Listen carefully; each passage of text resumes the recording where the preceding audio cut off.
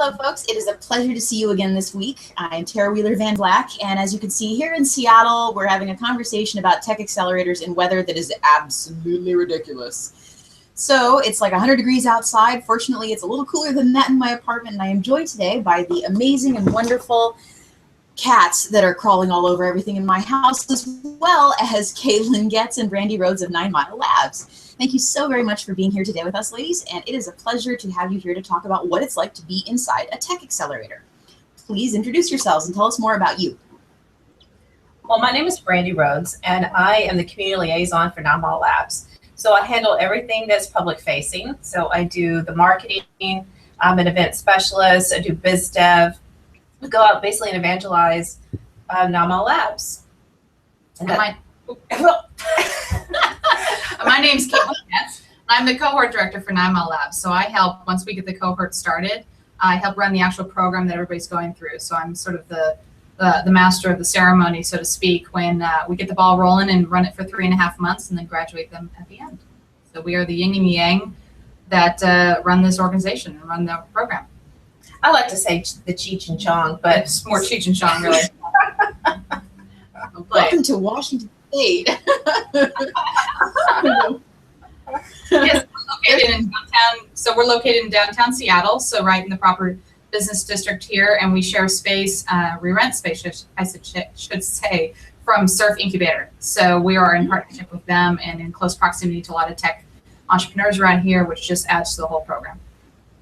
That's very awesome. I'm so glad to hear that. And one of the reasons I specifically wanted to talk with you, Brandy and Caitlin, was because we see from the outside all the people who create and run these incubators and accelerators. We all know names, like Paul Graham of Y Combinator and everything like that.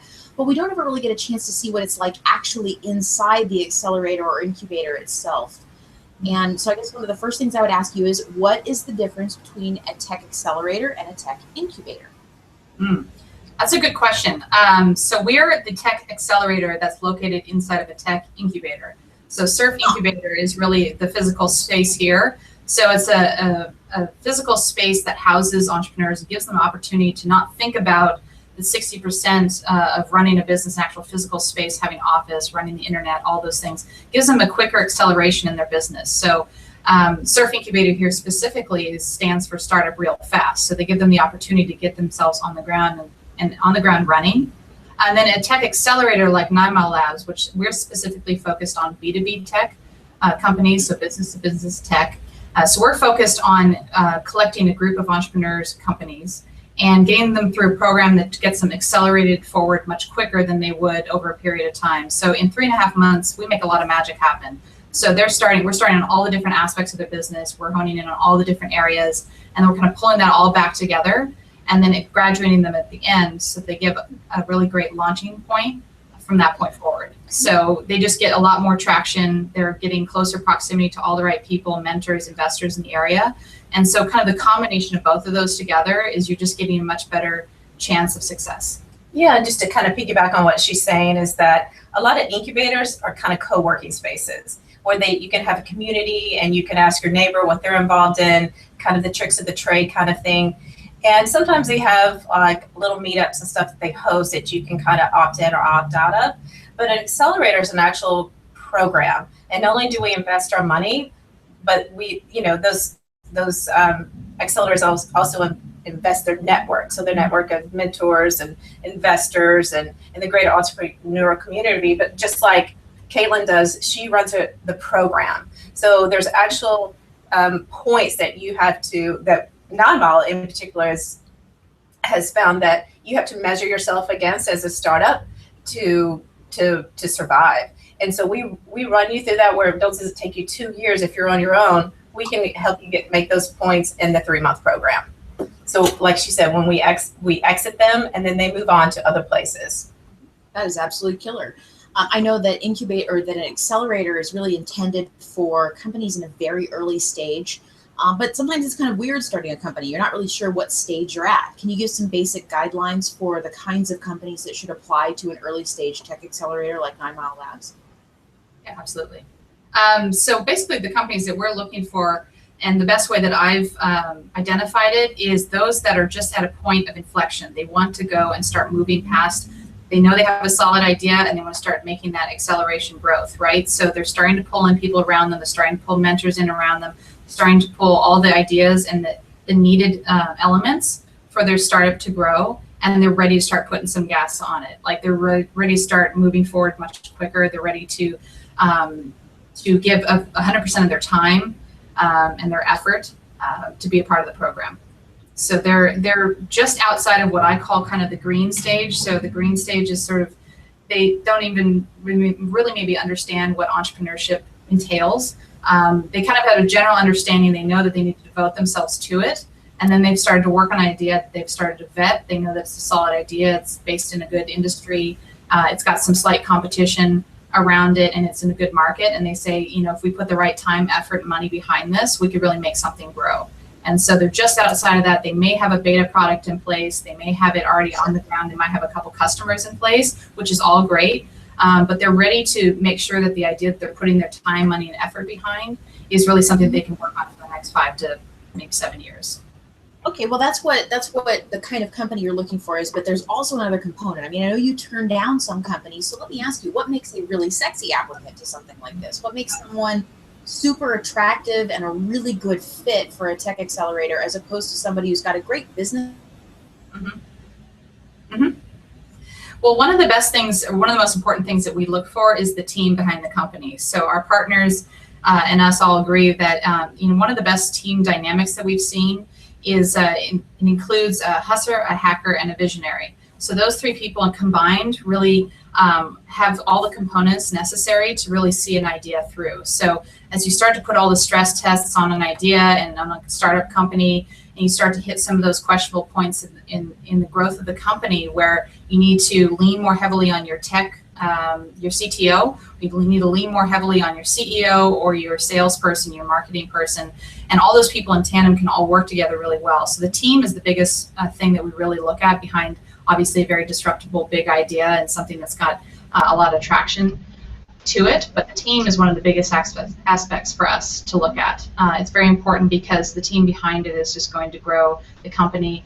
And not only that, they might be focused on that startup at that point in time, but like any good entrepreneur that I've ever met, they've got 3 or 4 more ideas right behind it. So we're building the entrepreneurs behind all of this as well. It's not just solely focused on the startup idea, it's focused on those entrepreneurs behind it and really building a strong entrepreneur team and then seeing what they can do after that point. Yeah, what she said. Yeah. Get the words right out of my mouth. Yes. Yeah, if you come to us and you say, so here's a couple of pitfalls that I've seen, well, maybe not pitfalls, but here's a couple of the hangups that I see with some of the startups that come to us. They say, oh, we're in a market and there's absolutely no competition. There's always competition. If there's no competition, there's no idea, there's no market. So there's always going to be competition, even if the competition is you're beating up against pen and paper, right? You're building a technology that's going against old school ideas, right? Old school, whatever that means, pen and paper. So if you're saying to me that there's no competition, I'm going to go, I think you might be incorrect on that. You need to do a little bit more research. The other thing is that they say, well, I've got this massive market, right? So we've seen that a couple times where they'll just identify this massive chunk, you know, the world needs this. Well, yes, but a certain portion of that world and a very niche portion of that world is going to see that as something that they absolutely need, and they just want you to take the money out of their pocket. They can't get it in their hands quick enough. So, you know, being able to identify what that real target market, you know, at least the early stage of what you think that looks like is a really strong thing for us to see, because then we see how disruptible that technology that you're building is going to affect that marketplace. And then any investor and mentors and people are just start to see how the money then adds up. They'll start to see that ahead of time. You might not see it right away, but if you're presenting the right size market, an idea that's really strong, and then you're saying, yeah, there's some competition out here, but here's what they don't have and what we include. Those are, I would say, be 3 areas that are really important. The last thing I always like to tell people too is be very succinct and very quick on how you're describing things. Get it down to the level that you can describe it to someone who knows nothing about the industry. Something your grandma understands. It's often what I've heard. You need to tell me that you are the Uber for books, or in a great description today, someone described herself as it was a certain journalist for tech. And you always have to describe yourself as something for something else so people can really understand what's happening, like Pirates of the Caribbean, the movie. How do you sell a movie like, Terminator? You call it, Game of Thrones plus Battle Royale or something like that. And it works really well that way, I would say. So let me ask you, what are some of the worst mistakes people can make when it comes to being part of an accelerator? Oh, because she runs the programs, she can answer these really well. But I think just staying involved and not getting overwhelmed. So I think sometimes that the accelerator is not a light word, and it's really what happens when you're in the program. We are going to accelerate your growth. It's not going to take you 2 years to learn what you need to do to be competitive or to make a sustainable business. You're going to learn in the program. So what happens is that sometimes they can feel overwhelmed because they're still running their business and they're working through the program. So it makes it very difficult. You have to have the wherewithal. You have to understand that not only do you have to work each leg of the program so you can learn everything you need to know in those 3 months, so you can get investment after that 3 month, and still run your business. So I think that's a lot of it. They don't understand that.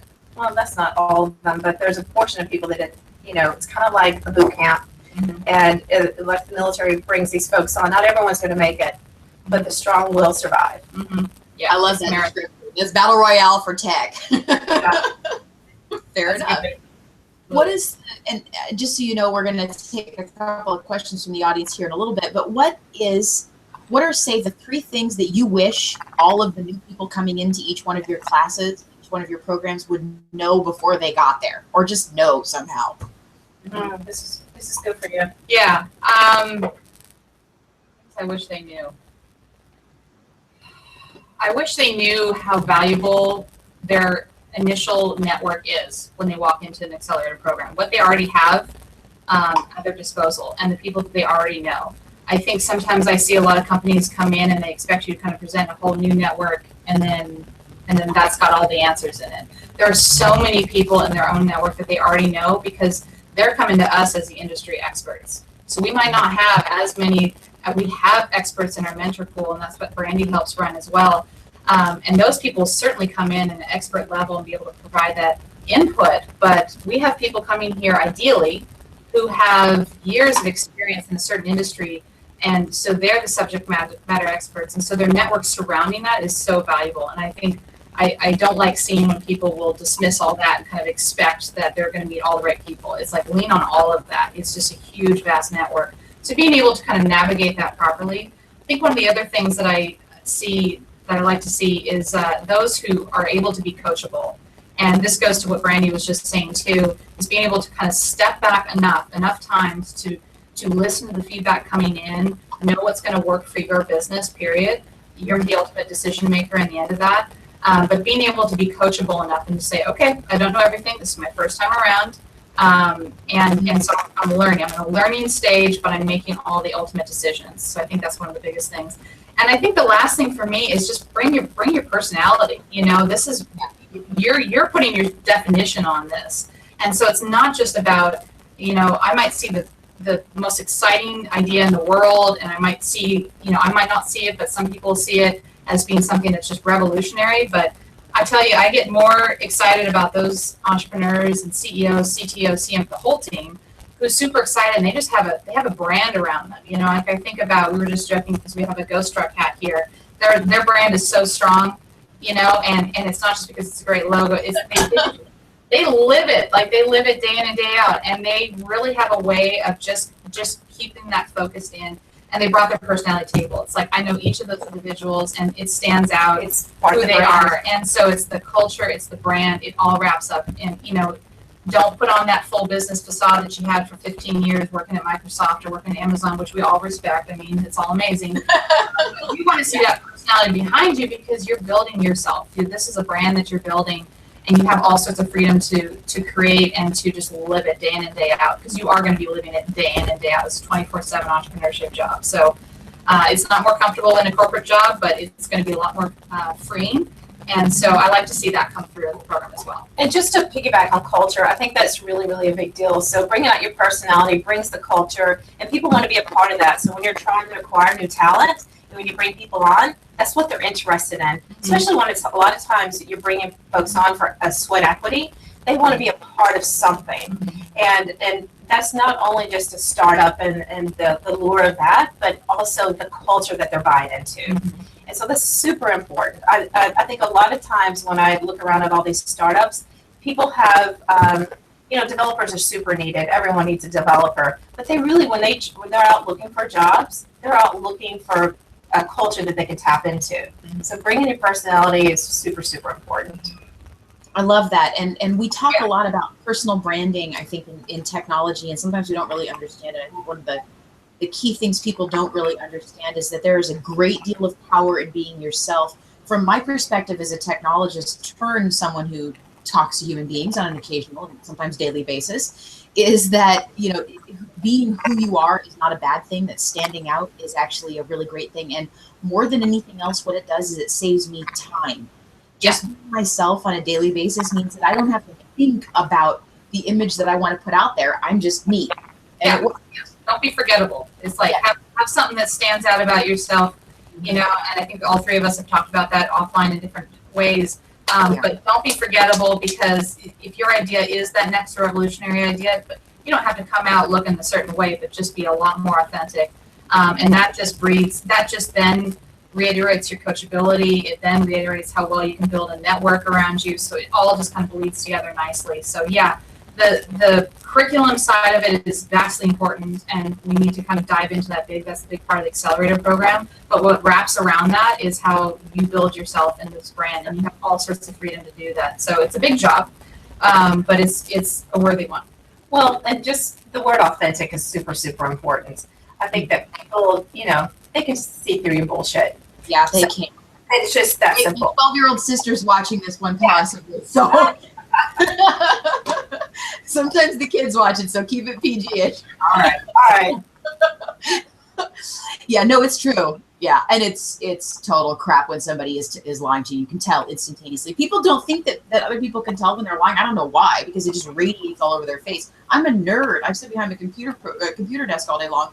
I don't have any practice at making my face do all the right stuff when I'm not telling the truth. So I look like I stutter and like look up and to the left and all the tells you have at the poker table and everything like that. It's easier just to be yourself.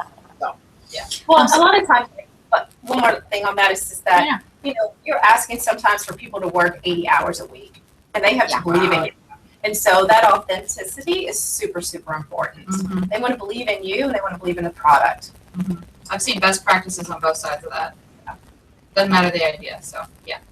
Here. There's great ideas and great markets everywhere, but you have to like the people you're spending almost all your waking and free time with. Or you're going to have kind of not a great life. Have a good life when you're working on this fun stuff.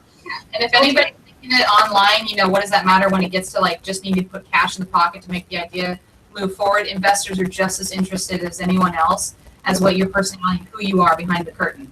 Period. They don't want to see the curtain. They want to see who's behind it. They want to see who's operating the whole thing, and that's just going to get them to open up their checkbooks. So they want to see this as much. They're investing you time, money, and energy. So it's just best to just step in and just say, this is who I am. I'm green to this. I'm new to this, but I'm willing to learn.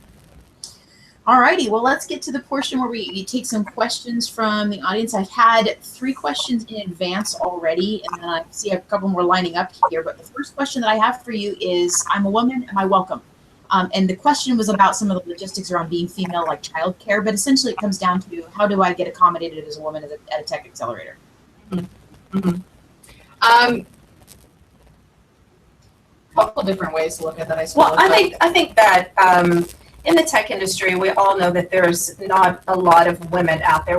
And I think this is something that Caitlin and I have both taken on with the Founders Institute lady, as we started a Ladies of Startup group just to kind of find all these women CEOs, and not necessarily in tech, but in particular with the tech accelerators. They're kind of hard to find. And I don't think that we treat them any differently. We're all humans trying to excel. And I think as a woman, the support they get from our investors and our mentors, our mentor pools has plenty of women in it as well. But, it's the knowledge that they're gaining from our partners and our investors and our mentors. But we treat them just, Kayla and I don't identify ourselves as women in the workplace. We just find ourselves to be working professionals. And so I think that we want more women to apply. And part of the goal in creating Ladies of Startup is to bring in those women CEOs, to bring in those folks with ideas. So I don't know that that completely answers the question, except that it's more a logistics question, which is, do you even know? I don't personally know this myself, so that's one of the reasons I'm asking you, because I could ask good questions here. I don't know of any accelerator that provides childcare or any kind of accommodation for school hours, anything like that. Do you know of any accelerator? You've ever heard of anyone that does?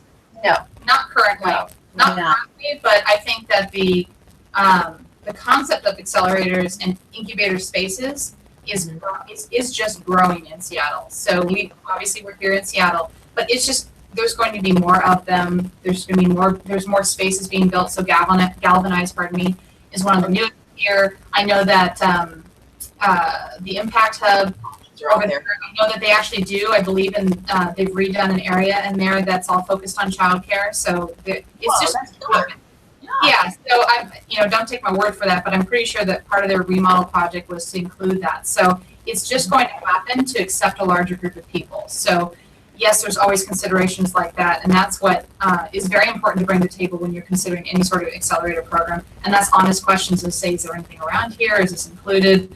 I know specifically where we're at, just to get down to that level, that there's a couple child care areas just around here.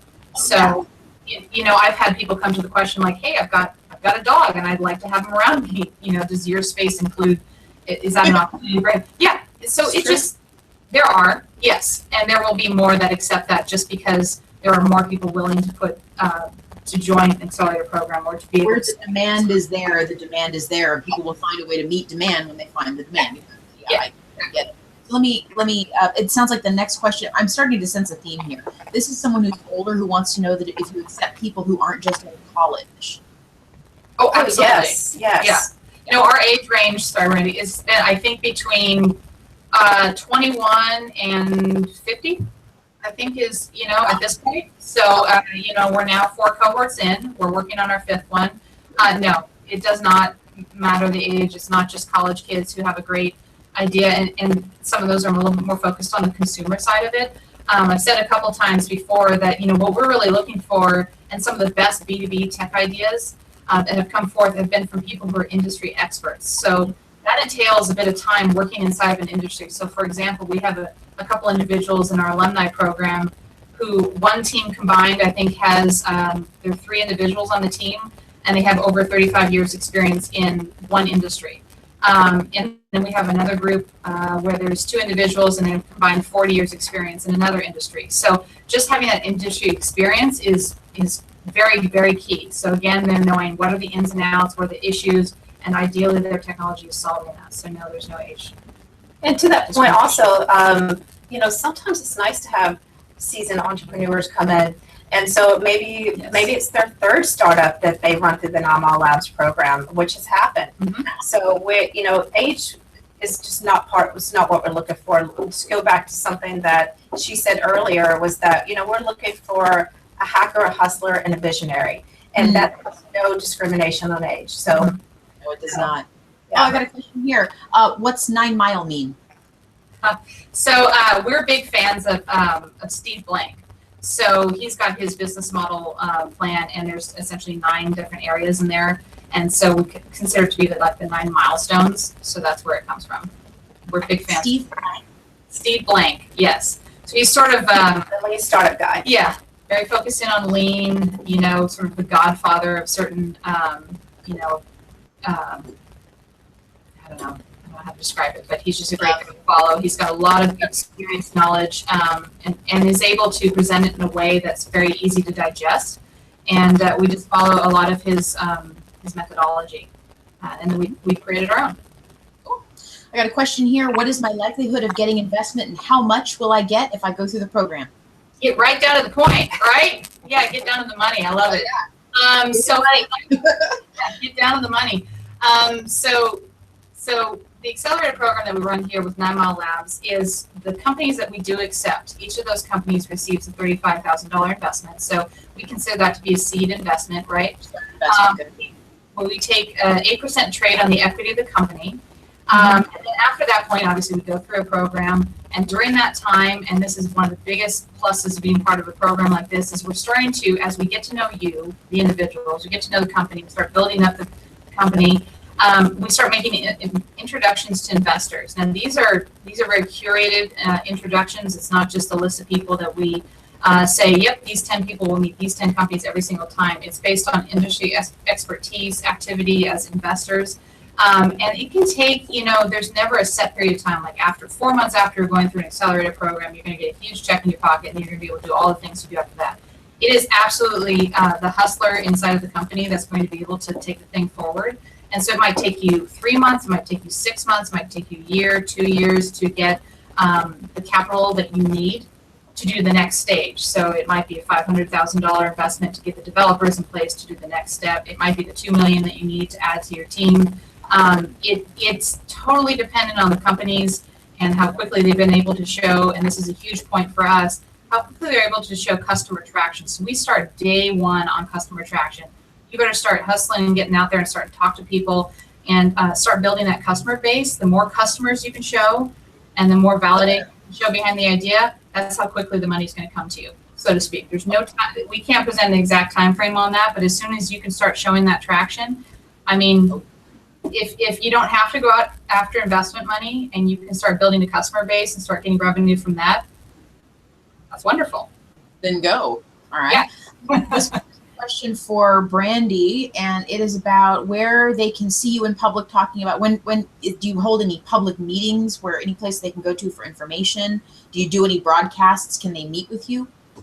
Well, anyone on the team, anyone can meet with us. So we're always available for meetings one-on-one. So we are out in the public quite a bit. We do have event seasons that we kind of run, and it's during our cohort.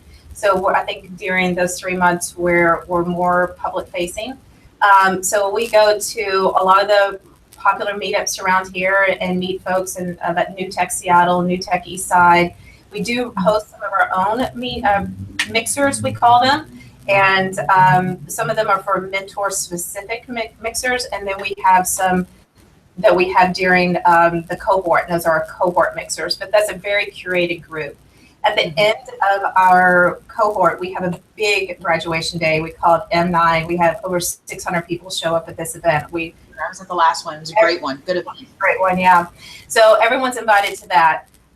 We try to engage and do collaborate with like the General Assembly and other groups like that to put on little presentations. And so, yeah, you can go to our website and look on our front page, and it has our calendar of everything that we're involved in currently. Cool. Then the last question I think I'm going to have for you is, I'm not going to ask you to name names of the bad accelerators, but I will absolutely ask you, are there any other accelerator programs in other cities that you would love to mention just as ones that you've heard of doing a really great job, so that people who aren't in Seattle can maybe seek out ones in LA, San Fran, New York, any great ones, any programs you've heard of that you personally recommend? Yeah, absolutely. So, of course, I'm not going to remember the name off the top of my head, but I've been watching what's going on over in Texas. So there's some stuff happening in Dallas that I think is pretty impressive. So I've been tracking a couple of them, and I will find the name and post up on Twitter and set around their URL there. But I track what they're doing, and they've got some great progress. So they seem to be building out a program down there that's exciting. Both Brandy and I know of a startup company that moved down into Austin, and specifically because they were interested in the startup scene happening down there and what they were creating, the kind of environment. And so I'm sort of tracking that area. I think is quite interesting. And then also I always kind of look at the ones that are a little bit more focused on female entrepreneurship. And I haven't seen too many of them, but I think that there's going to be a lot more energy around that. So I think there's a few that are kind of worthy to look at down in California. But again, sort of Dallas area I think is kind of interesting. There's also quite a few in Oregon, so kind of all up and down the West Coast. Obviously, that's where my focus is. But most of those names Twitter. Yeah, I'll throw them out there and retweet them so people can also find them in their area.